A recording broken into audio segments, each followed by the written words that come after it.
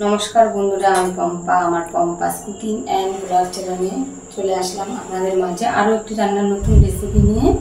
আশা করি আপনাদের রেসিপিটি ভালো লাগবে। আজকে আমি করব সাবুদানার কাঁচের পায়েস। আর সাবুদানার কাঁচের পায়েস করার জন্য আমি এখানে নিয়ে নিয়েছি 200 গ্রামের মতন সাবুদানা। আমি ছোটো দানা নিয়েছি, আপনারা বড় দানা নিয়েও করতে পারেন। আমি পুরোটাই নিয়ে নেব। একটা গামলার মধ্যে নিয়ে আমি সাবুটাকে ধুয়ে নেব। সাবুদানাটাকে ভালো করে কষতে কষতে দিয়ে নেবো 5-6 বার। এখন শ্রাবণ মাস চলছে, শ্রাবণ মাসে অনেকেই উপোস করেন।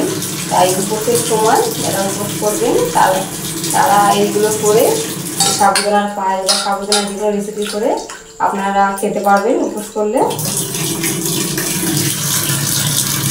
এখন আমি অল্প পরিমাণে জল দিয়ে সাবুটা ভিজিয়ে রাখবো 8 ঘন্টার মতো। 8 ঘন্টা পরে বন্ধুরা আমি আবার ফিরে আসছি।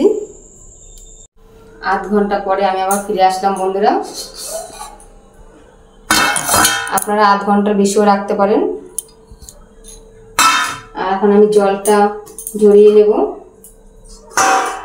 একটা আমি ছাঁকনি নিয়ে নিয়েছি, আপনারা ছাঁকনিতেও করতে পারেন। জল ঝরানো হয়ে গেছে বন্ধুরা। এখন আমি মিক্সি জারে দিয়ে দেবো সাবুগুলো। রেসিপিটি করতে খুব সামান্য অল্প উপকরণ লাগে, সামান্য দুধ আর বাড়িতে যদি সাবুদানা থাকে তাহলে আপনারা এই রেসিপিটি করে নিতে পারেন। আমি সাবুদানার মধ্যে অল্প সামান্য লবণ দিয়ে দেবো চিনি। আমি এখানে 1 চামচ চিনি দিয়ে দিলাম। দিলে সাবুদানার মধ্যে ভালোভাবে মিশে যাবে চিনি আর লবণটা, স্বাদটা খুব ভালো হয়। আমি এখন মিক্সি থেকে পেস্ট করে আসছি। পেস্ট করে এসে পরে আপনার সাথে দেখা হচ্ছে বন্ধুরা। মিক্সিতে আমার পেস্ট করা হয়ে গেছে বন্ধুরা। এখন আমি একটা প্লেট নিয়ে নিচে ওদের নামিয়ে নেব। ঘি নিয়ে নেব হাতে। ঘি দিয়ে করলে খুব সহজেই হয়ে যাবে। এই যে কাঁচের বলগুলো আমি করব, খুব সহজেই হয়ে যাবে। আমি সাইজটা খুব ছোট ছোট করব, যেহেতু এটা দুধে দেওয়ার পরে ফুলবে, তাই ছোট ছোট করে করব আমি। বলগুলো খুব বড় করব না।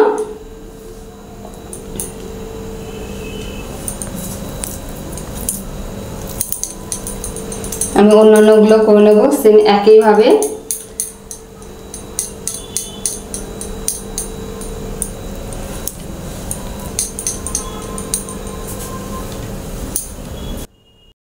এটা নারকেলের নাড়ুর মতন লাগছে। সাদা নারকেলের নাড়ু যখন চিনি দিয়ে করলে যেরকম হয় অনেকটা ওরকমই লাগছে, কিন্তু এটা নারকেলের নাড়ু না, এটা সাবুর নাড়ু। আর রেসিপিটি খেতে খুবই সুস্বাদু হয়। আমি একদিন করেছিলাম, খেয়ে আমার ভালো লেগেছে, তাই আমি আপনাদের সঙ্গে একটু শেয়ার করব। আমি যাই কিছু করি না কেন আমি চেষ্টা করি আমার বন্ধুদের সাথে শেয়ার করার জন্য। কাঁচের বলগুলো সব করে আবার আপনাদের সাথে দেখা হচ্ছে বন্ধুরা। আমার সাবুদানার বলগুলো যে আমি তৈরি করেছি, দেখুন আমার রেডি। কত সুন্দর লাগছে দেখতে, সাদা সাদা পুরো হোয়াইট।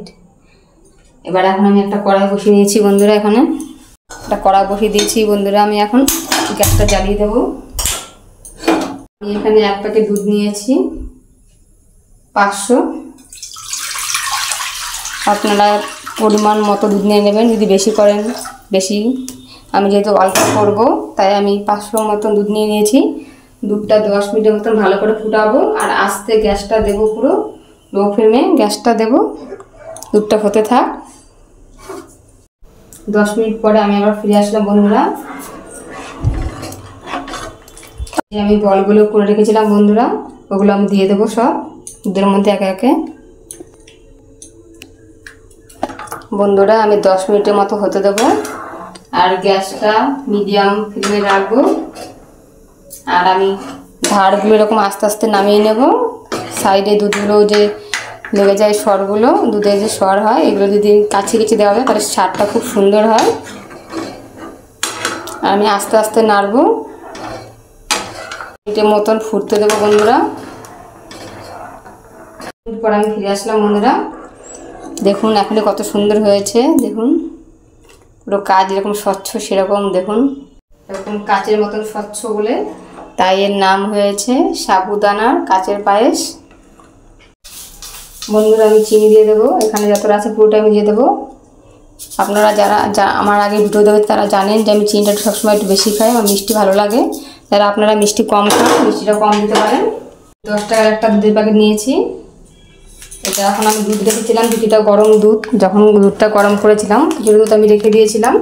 এই দুধের মধ্যে আমি এখন গুলে নেব পাউডার দুধটাকে। দুধটা আমি দুধের সাথে ফেটিয়ে নেব বন্ধুরা ভালো করে। দুধটা আমার ফেটানো হয়ে গেছে বন্ধুরা, আমি দিয়ে দেবো দুধের মধ্যে এখন। আর পাউডার দুধটা দিলে যে রেসিপি আপনারা করেন না কেন আঠালো ভাব হবে আর খেতেও খুব টেস্ট হয়। নেড়ে চেড়ে মিশিয়ে নেব, চেক করে দেখি সিদ্ধ হয়ে গেছে বন্ধুরা। আর একটু ফুটলে আমি নামিয়ে দেবো। রঙটা কতটা চেঞ্জ হয়ে গেছে দেখুন, কত সুন্দর এখনই গরম প্রায় হয়ে এসছে। আর আমি এখন এলাচ দেবো, এলাচ দিলে খুব সুন্দর একটা গন্ধ বেরোয়। আমি এখানে 3টে ছোট সাইজের এলাচ নিয়ে নিয়েছি বন্ধুরা। এই ছেঁচুনি এর মধ্যে আমি একটু থেতো করে নেব এলাচগুলোকে। থেতো করে নিয়েছি, এলাচগুলো ভালো করে ফাটিয়ে নিয়েছি। এবার আমি দিয়ে দেবো বন্ধুরা এলাচটাকে। দেখুন বন্ধুরা হয়ে এসছে, আর 1 মিনিটের মতন ফুটিয়ে আমি নামিয়ে দেবো। হয়ে গেছে আমার কাচের সাবুর পায়েস রেসিপিটি। এখন আমি নামিয়ে নেবো একটা বাটির মধ্যে। আমি কাচের একটা বাটির মধ্যে ঢেলে নেবো বন্ধুরা। কত সুন্দর দেখুন, আর কত ঘন হয়েছে। পাউডার দুধটা দেওয়ার কারণে আরো সুন্দর হয়েছে, ঘন হয়েছে।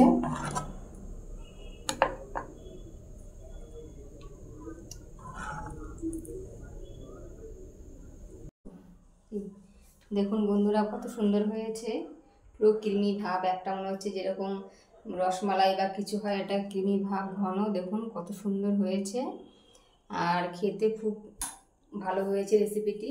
কাচের পায়েস, আপনারা সাবুদানা কাচের পায়েস এরকম করবেন। আপনারা যদি বাড়িতে কেউ উপোস করেন, যেহেতু আমার শ্রাবণ মাস চলছে, আমাদের গৃহিণীদের জন্য, আমার বন্ধুদের জন্য, দিদি ভাই বোন সবাইয়ের জন্য বলছি, আপনারা যদি উপোস করেন তাহলে রেসিপিটা করতে পারেন। উপোস ছাড়াও যা গরম পড়েছে আপনারা এই রেসিপিটি করে খাবেন, খুব ভালো লাগে খেতে। আর এটা গরম গরমই ভালো লাগে খেতে, কিন্তু কেউ যদি মনে করেন না ঠান্ডা খাবেন, ঠান্ডাও খারাপ লাগে না। আপনারা যদি মনে করেন এটা ঠান্ডা করে ফ্রিজে রেখে খাবেন, সেটাও করতে পারেন। আর আমার যদি ভিডিওর কোনো অংশ আপনাদের একটু ভালো লেগে থাকে তাহলে লাইক কমেন্ট আর বন্ধুদের সাথে ভিডিওটি শেয়ার করবেন। আর পাশে থাকা বেল আইকনটি প্রেস করে দেবেন, যাতে সবার আগে আমার ভিডিওর নোটিফিকেশন আপনাদের ফোনে সরাসরি চলে যায়। আর আজকের ভিডিওটা আমি এখানে শেষ করছি বন্ধুরা। পরবর্তী ভিডিও হবে, আপনাদের সাথে দেখা হচ্ছে।